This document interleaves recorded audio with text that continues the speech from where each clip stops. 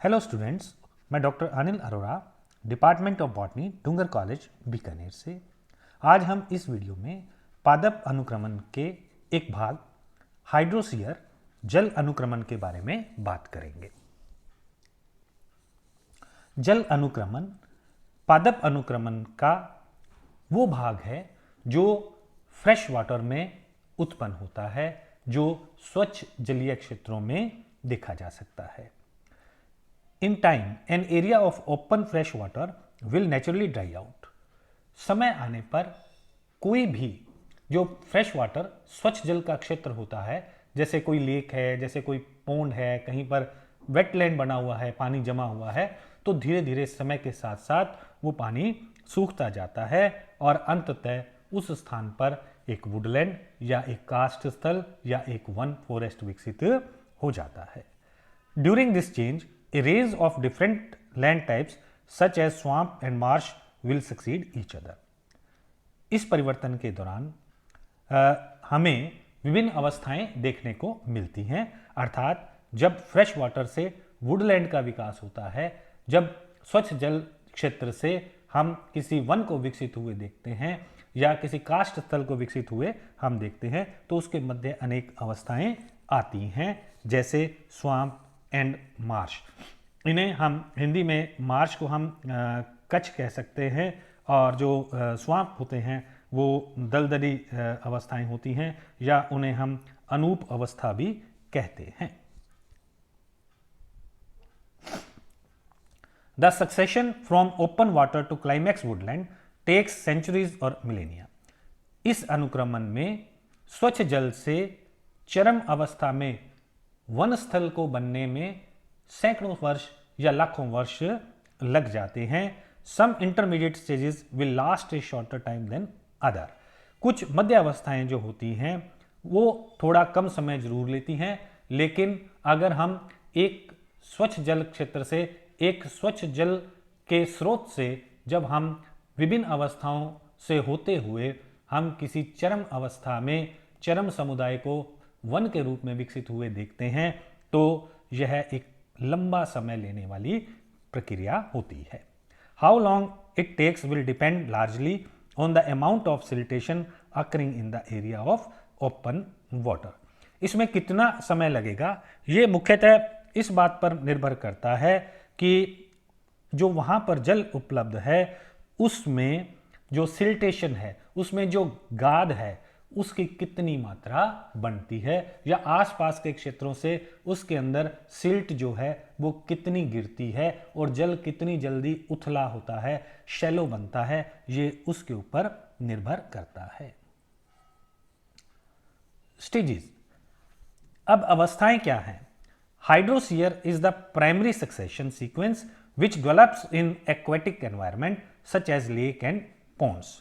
जो जल अनुक्रमण है वो एक प्राथमिक अनुक्रमण क्रिया होती है जो किसी भी जलीय पर्यावरण में, जलीय वातावरण में, जलीय क्षेत्रों में विकसित होती है। जैसे किसी लेक में, जैसे किसी पोंड में, हम कह सकते हैं कि किसी झील के अंदर विकसित हो सकती है, किसी जलीय स्रोत जैसे पोंड इत्यादि होता है उसमें प्रारंभ हो सकती है। It results in conversion of water body and it's community into a land community.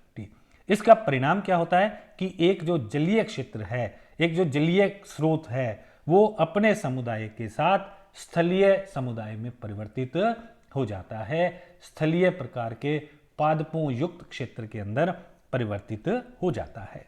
The early changes are allogenic as inorganic particle such as sand and clay are washed from catchment areas and begin filling the basin of the water body।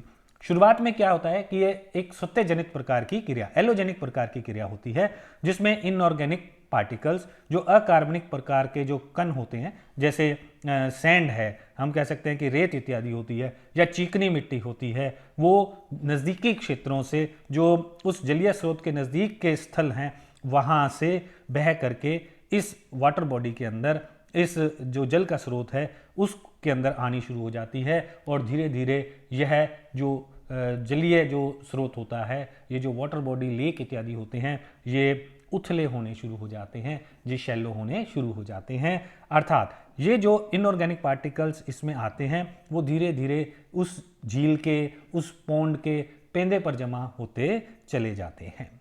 Letter remains of dead plants also fill up these bodies and contribute to further change in the environment. धीरे धीरे बाद में जो मृत पादप होते हैं वो भी इस झील के पेंदे को भरना प्रारंभ कर देते हैं, जिससे पर्यावरण में और भी परिवर्तन प्रारंभ हो जाते हैं। इसमें हम जो मुख्य स्टेजेस आती हैं जल अनुक्रमण के अंदर, एक के बाद जो एक अवस्थाएं आती हैं, एक के बाद एक जो सीयर्स आते हैं, एक के बाद एक जो क्रमक आते हैं, वो कौन कौन से होते हैं उन्हें हम एक एक करके देखते हैं। फाइटोप्लैंक्टन स्टेज, पहली अवस्था को हम हिंदी में कहेंगे, फाइटो का मतलब पादप होता है, प्लैंक्टन का मतलब प्लवक होता है, स्टेज का मतलब अवस्था। तो सबसे पहली जो अवस्था होती है वो पादप प्लवक अवस्था कहते हैं। इसे पुरोगामी अवस्था या पायोनियर स्टेज भी कहा जाता है, यानी सबसे पहले आने वाली अवस्था। फाइटोप्लैंक्टन्स जैसे साइनोबैक्टीरिया, ग्रीन एल्गी हरित शैवालों में भी जैसे स्पाइरोगायरा, उडोगोनियम, डाइटम्स आदि जो होते हैं वो एक तरह से पुरोगामी पायोनियर स्पीसीज होती हैं, जो प्रारंभ में जलीय जो फ्रेश वाटर के जो स्रोत होते हैं उनमें उगना शुरू कर देती हैं। The phytoplankton are followed by zooplankton. जो जल प्लवक जो जातियां होती हैं उनके बाद धीरे धीरे जंतु प्लवक भी वहां पर बनने शुरू हो जाते हैं, क्योंकि उनको पर्याप्त मात्रा में वहां पादप प्लवक के रूप में भोजन उपलब्ध होता है। They settle down to the bottom of the pond after that. मृत्यु होने के पश्चात वो उस जलीय स्रोत के या जो झील है या जो पॉन्ड है उसके पेंदे में एकत्रित होते जाते हैं, जहां उनका डीके, उनका अपघटन होने से उस जलीय स्रोत के पेंदे में ह्यूमस का जो निर्माण होता है वो प्रारंभ हो जाता है। और ये ह्यूमस धीरे धीरे गाद और चिकनी मिट्टी के पार्टिकल जो पहले से वहाँ पर उपस्थित थे वो उनके साथ मिलते जाते हैं, और भी जो मृदा के कण है वो आसपास के क्षेत्रों से इस पॉन्ड के अंदर आकर के मिलने शुरू हो जाते हैं। As soil builds up, the pond becomes shallower and further environmental changes follow. जैसे जैसे उस जलीय स्रोत के पेंदे के अंदर मृदा का निर्माण होता है, ह्यूमस का निर्माण होता है, वैसे वैसे यह जलीय स्रोत उसमें उथलापन आता जाता है, वो छिछला हो जाता है, वो शैलो हो जाता है, और उसमें जो पर्यावरणीय परिवर्तन है वो प्रारंभ हो जाते हैं। सबमर्ज्ड अवस्था, इसे हम निमग्न अवस्था भी कहते हैं, अर्थात डूबी हुई, जल में डूबी हुई अवस्था। As the water body become shallower, जैसे जैसे जो जल की जो क्षेत्र होता है, जल जैसे पॉन्ड या झील होती है वो उथला होता है, शैलो होता है, more submerge rooted species are able to become established due to increasing light penetration in the shallow water. धीरे धीरे क्या होता है कि अब नीचे चूंकि पेंदे पर ह्यूमस आ गई है, मृदा आ गई है, तो हमें जल निमग्न रूटेड स्पीसीज वहां पर दिखाई देनी शुरू हो जाती हैं। ऐसी पादप जातियां वहां पर विकसित हो जाती हैं जो जल में डूबी रहती हैं, लेकिन उनकी जो जड़ें होती हैं वो नीचे मृदा के अंदर लगी रहती हैं। वो ऐसा जातियां इसलिए भी विकसित होती हैं क्योंकि उनके लिए अनुकूल अवस्था होती है। अभी तक जो लाइट है, जो सूर्य का प्रकाश है, वो जल को भेद करके, शैलो वाटर को भेद करके इनको मिलता है। This is suitable for growth of rooted submerged species such as Vallisneria, Hydrilla and Ceratophyllum. उदाहरण के रूप में हम ऐसे पादपों में वेलिस्नेरिया, हाइड्रिला और सिरेक्टोफाइलम का नाम ले सकते हैं। ये रूटेड सबमर्ज्ड जातियां होती हैं। ये जल में डूबी हुई, जिनकी जड़ें मिट्टी में धसी रहती हैं, ये इस प्रकार की जातियां होती हैं। These plants roots themselves in mud. ऐसे पादप जो होते हैं इनकी जड़ें नीचे जो मृदा है उसमें धसी रहती हैं। One submerged species colonize the successional changes are more rapid and are mainly autogenic as organic matter accumulate. जैसे जैसे जल निमग्न जातियां जो होती हैं वो वहाँ पर एकत्रित होती जाती हैं, अनुक्रमण में भी परिवर्तन होता है, यह और तीव्र गति से होने लगता है, और वहाँ पर जल के पेंदे में कार्बनिक पदार्थों की मात्रा भी बढ़ती जाती है। Inorganic sediment is still entering the lake and is trapped more quickly by the net of plant roots and rhizome growing on the pond floor. जो अकार्बनिक पदार्थ होते हैं, जो अकार्बनिक प्रकार के पार्टिकल होते हैं, वो भी उस लेक या पौंड के अंदर धीरे धीरे सम्मिलित होते रहते हैं, शामिल होते रहते हैं, और ये पादप की जड़ों के द्वारा, पादपों के राइजोम के द्वारा, उनके द्वारा क्या होते हैं, धीरे धीरे एक्यूमुलेट होते रहते हैं, उनके द्वारा अवशोषित होते रहते हैं, जिससे पादपों को सफिशिएंट भोजन वहाँ पर प्राप्त होता रहता है। तो जब ऐसे पादप वहाँ पर एकत्रित हो जाते हैं तो नेचुरल है इन पादपों की मृत्यु के पश्चात अपघटन से और अधिक इनऑर्गेनिक और ऑर्गेनिक जो पदार्थ होते हैं उनकी मात्रा बढ़ती है, और जो वहाँ पर झील या पोंड है वो और अधिक शैलो या उथला हो जाता है, और ऐसा जो पोंड बनता है वो फ्लोटिंग स्पीसीज के लिए उपयुक्त होता है, लेकिन रूटेड स्पीसीज के लिए उपयुक्त नहीं होता। कि ऐसा नहीं हो कि वो जल में तैरने वाले पादपों के लिए तो सूटेबल हो सकता है, लेकिन रूटेड जो सबमर्ज प्लांट जो पहले से वहाँ पर उपस्थित थे उनके लिए उपयुक्त नहीं होता। तो धीरे धीरे सबमर्ज स्टेज से जो अगली अवस्था है जिसे हम फ्लोटिंग स्टेज कहते हैं, जिसे हम प्लवमान अवस्था कहते हैं, वो प्रारंभ हो जाती है। The floating plants are rooted in the mud but some of all their leaves float on the surface of the water. ये जो फ्लोटिंग जो ये प्लवक पादप होते हैं, इनकी जड़ें जो होती हैं वो पेंदे में मिट्टी में धसी रहती हैं, लेकिन इनकी पत्तियां जो होती हैं वो उस वाटर बॉडी के, उस लेक या उस पौंड की जल की सतह पर तैरती रहती हैं। उदाहरण के रूप में हम निम्फिया, निलंबो और पोटेमजिटोन जैसी जातियों का नाम ले सकते हैं। Some free floating species also become associated with the root plant. इन प्लवण जातियों के साथ जो नीचे पेंदे में जड़ों के द्वारा लगी हुई हैं, उनके साथ साथ फ्री फ्लोटिंग यानी स्वतंत्र रूप से प्लवन करने वाली, स्वतंत्र रूप से तैरने वाली पादप जातियां भी वहां पर दिखाई देने लगती हैं, जिनमें उनकी पत्तियां जो होती हैं वो बड़ी होती हैं, चौड़ी होती हैं, और वो वाटर सरफेस को, जो जल की सतह होती है उसको पूर्णतया क्या करती हैं, ढक लेती हैं। और वो इस प्रकार से जो पहले वहाँ पर उपस्थित जल में डूबे हुए रूटेड जातियाँ थी, जो जल में डूबे हुए मृदा के अंदर धसी हुई रूट वाली जो जातियाँ थी, रूटेड सबमर्ज स्पीसीज जिन्हें हम कहते हैं, उनके लिए वहाँ पर एनवायरनमेंट अनुकूल नहीं रहता, और धीरे धीरे ऐसी जातियाँ जो होती हैं वो डिसअपीयर होना शुरू होती हैं, वहाँ से समाप्त होना शुरू हो जाती हैं। The plants decay to form organic mud which makes the pond more shallow. तो इस प्रकार जो पादप मृत होने के पश्चात अपघटित होते हैं वो उस जल के स्रोत को और अधिक उथला बना देते हैं, और अधिक शैलो बना देते हैं, उसे और अधिक छिछला बना देते हैं। इसके बाद आती है रीड स्वाम्प स्टेज, जिसे हम हिंदी में नरकुल अनूप अवस्था कहते हैं। The pond is now invaded by emergent plants such as Phragmites, reed grasses, Typha जिसे हम कैटेल कहते हैं, and Zizania, wild rice to form a reed swamp which habitat is called a marsh। इस प्रकार अब पौंड में हमें एक मार्श, एक कच्छ, एक दलदली प्रकार की अवस्थाएं, एक दलदली प्रकार का आवास यहाँ पर दिखाई देना शुरू हो जाता है। ऐसे जो आवास होते हैं वो कुछ स्पष्ट वहाँ पर विकसित होने वाले पादप जातियों के लिए अनुकूल होते हैं, जैसे फ्रेगमाइटिस है, जैसे टाइफा है, जैसे जिजानिया है ना। ये इस प्रकार के पादप वहाँ पर अब आसानी से विकसित हो सकते हैं। These plants have creeping rhizome which knit the mud together to produce large quantities of leaf litter।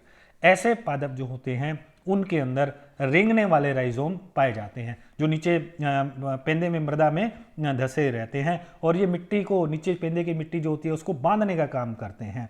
और अब यहाँ पर चूंकि ये जो अवस्था जो अब ये है, यहाँ पर जो मृत पत्तियाँ जो होती हैं उनका भी कचरा जो है वहाँ पर बड़ी मात्रा में एकत्रित होना शुरू हो जाता है, क्योंकि अब राइजोम की मात्रा वहाँ पर बढ़ रही है।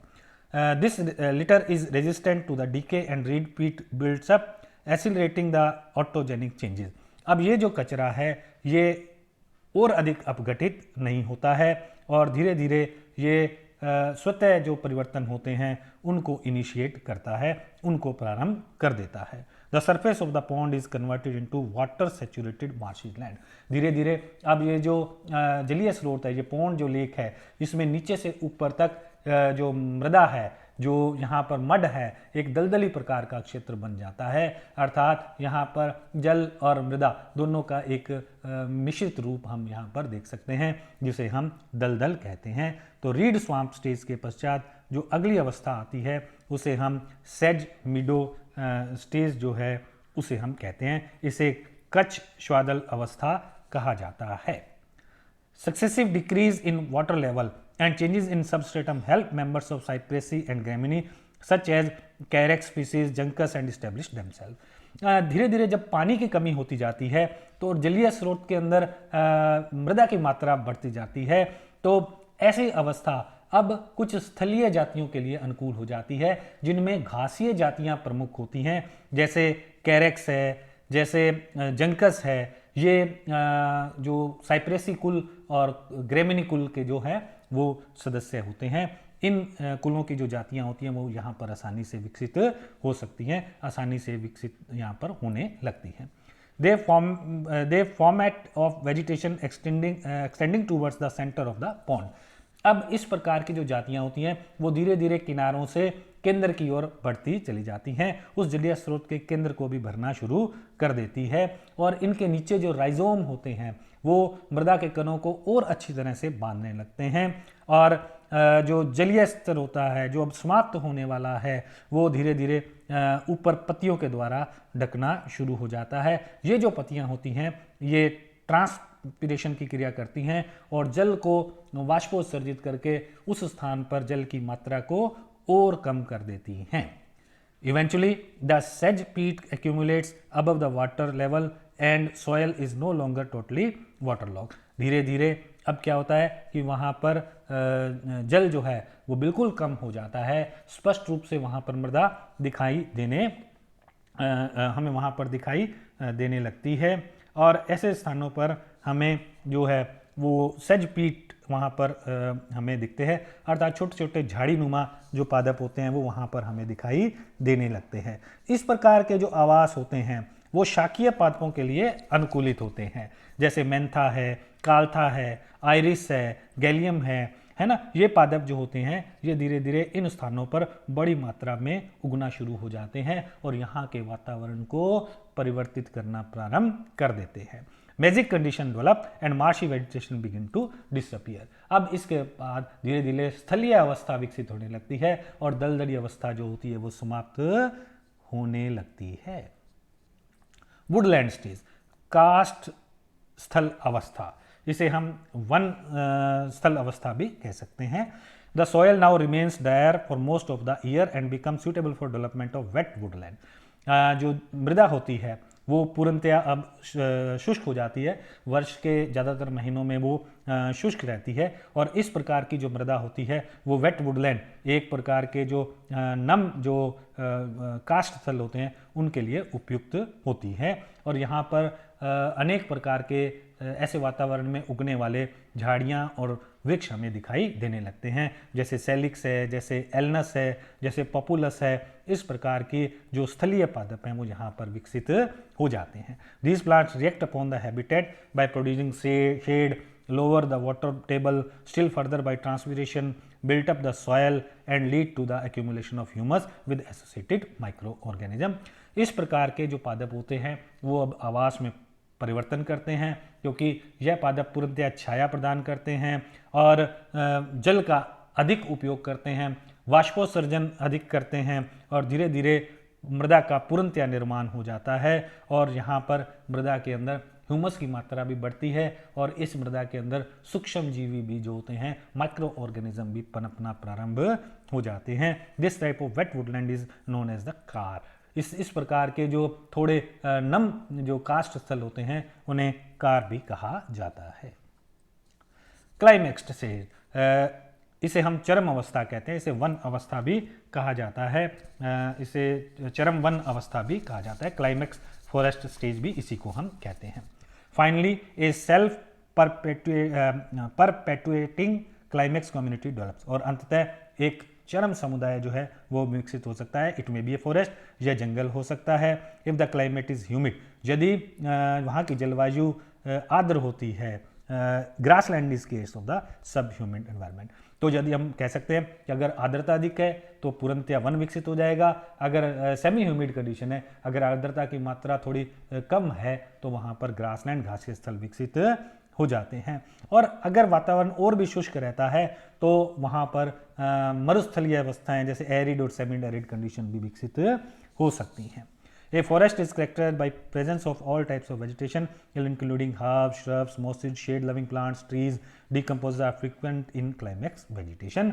इस प्रकार जो वन विकसित होते हैं उनमें सभी प्रकार की वनस्पति दिखाई देती है, जैसे शाक हो गए, जैसे शुप हो गए, जैसे मॉसिस हो गए वहाँ पर, जैसे शेड लविंग प्लांट्स जो होते हैं, जो छाया में उगना पसंद करते हैं, ऐसे पादप और तरह के भी वृक्ष जो हैं वो यहाँ पर विकसित हो जाते हैं। इनके साथ साथ डीकम्पोजर्स जो हम कह सकते हैं कि जैसे फंजाई इत्यादि होते हैं, दूसरे माइक्रो ऑर्गेनिजम्स होते हैं जो अपघटनकारी होते हैं, वो भी यहाँ पर विकसित हो जाते हैं। The overall changes taking place during development of successional communities are building up of substratum, shelling of water, addition of humans and minerals, soil building and aeration of the soil. अंततः हम देखते हैं जो इसमें परिवर्तन होते हैं, इन जो धीरे धीरे जो क्रमक जो समुदाय हमें परिवर्तन हम देखते हैं वो एक सबस्ट्रेटम तैयार कर देते हैं, एक पूर्णतया विकसित ह्यूमस युक्त मृदा का एक सतह जो है वो तैयार कर देते हैं। वाटर वहाँ से बिल्कुल जो है वो ड्राई हो जाता है और जो ह्यूमस की मात्रा और जो मिनरल्स हैं, जो यहाँ पर पोषक तत्व हैं, उनकी मात्रा धीरे धीरे बढ़ती जाती है। मृदा का पूर्णतया निर्माण हो जाता है, मृदा के अंदर एरिएशंस होता है, मृदा के अंदर वायु युक्त स्थान जो हैं वो भी उपलब्ध हो जाते हैं। तो एक पूर्णतया स्थलीय कम्युनिटी को विकसित होने का पूर्णतया पर्यावरण वहाँ पर हम विकसित हुआ देख पाते हैं। As the water body fills in with sediments, the area of open water decreases and vegetation types move inwards as the water becomes shallower. हम अगर शुरू से हम देखें कि जो हमने हमारी वाटर बॉडी थी वो पहले सेडिमेंट से आसपास के आने वाले जो आसपास से जो उसके अंदर गिरते रहते हैं इनऑर्गेनिक पार्टिकल्स जो होते हैं, सिल्ट है जैसे गाद जिसे हम कहते हैं, वो क्ले पहले वो उससे बढ़ती है और धीरे धीरे फिर वो जो वहाँ पर वेजिटेशन उगती है उसके द्वारा धीरे धीरे ये शैलो होती जाती है। और जैसे कि हमने ऊपर बताया है कि अनेक प्रकार के जो समुदाय हैं वो इस प्रकार की वाटर बॉडी के अंदर एक साथ विकसित होते हैं। The centre is occupied by floating and submerged plant with reads near the shores. अगर हम देखें इस अवस्थाओं को अगर हम देखें तो जो जल में प्लवन करने वाले तैरने वाले जो पादप होते हैं और जो जल में डूबे हुए पादप होते हैं वो केंद्र में विकसित होते हैं, और जो नरकुल अनूप होते हैं, जो रीड स्वाम्प में उगने वाले जो पादप होते हैं वो किनारों की ओर हमें दिखाई देते हैं। लेकिन धीरे धीरे जैसे जैसे ये मृदा सूखती जाती है और जल कम होता जाता है और मृदा सूखती जाती है, वैसे वैसे इन स्थानों पर श्रब्स और ट्रीज अर्थात झाड़ियाँ और वृक्ष जो हैं वो एक सूखी लैंड पर, एक सूखे स्थल पर विकसित हो जाते हैं। इसे हम क्लाइमेक्स स्टेज या चरम अवस्था या चरम वन अवस्था कहते हैं। इस डायग्राम के अंदर, इस चित्र के अंदर आप देख सकते हैं कि किस प्रकार से अगर आप अपनी राइट साइड के अंदर देखेंगे तो यहाँ पर हमें वो जलीय क्षेत्र, वो पोंड, वो झील दिखाई देती है जिसमें सबसे पहले छोटे छोटे फाइटोप्लैंक्टन, जू प्लैंक्टन, पादप प्लवक जातियाँ जो हैं वो या जंतु प्लवक जातियाँ वो उत्पन्न होती हैं। उनके बाद धीरे धीरे सबमर्ज्ड रूटेड स्पीसीज बनती हैं, फिर उनसे फ्लोटिंग रूटेड स्पीसीज बनती हैं, फ्री फ्लोटिंग स्पीसीज जो हैं वो वहाँ पर बनती हैं। फिर धीरे धीरे जैसे हम ऊपर की तरफ आते हैं तो स्वाम्प स्टेजेस आ जाती हैं, दलदली अवस्थाएं जो हैं वो वहाँ पर दिखाई देने लगती हैं, पानी और उथला हो जाता है और ज़मीन हमें वहाँ पर दिखाई देने लगती है जहाँ पर हर्ब्स और शाकीय पादप और झाड़ियाँ विकसित होती हैं। धीरे धीरे इस झाड़िया अवस्था से एक पूर्णतया वृक्ष जातियाँ जो विकसित होकर के चरम अवस्था को, क्लाइमेक्स स्टेज को बना देते हैं, जहाँ पर बिल्कुल लेफ्ट में हमें बिल्कुल अगर आप बाईं ओर देखें तो हमें वृक्ष दिखाई देते हैं। तो इस प्रकार दाएं से बाएं अगर हम चलें तो हमें एक जल अनुक्रमण की विभिन्न अवस्थाएं दिखाई देंगी जिसमें प्रारंभ में एक जलीय क्षेत्र से एक पूर्णतया वन का निर्माण हो जाता है। Thank you.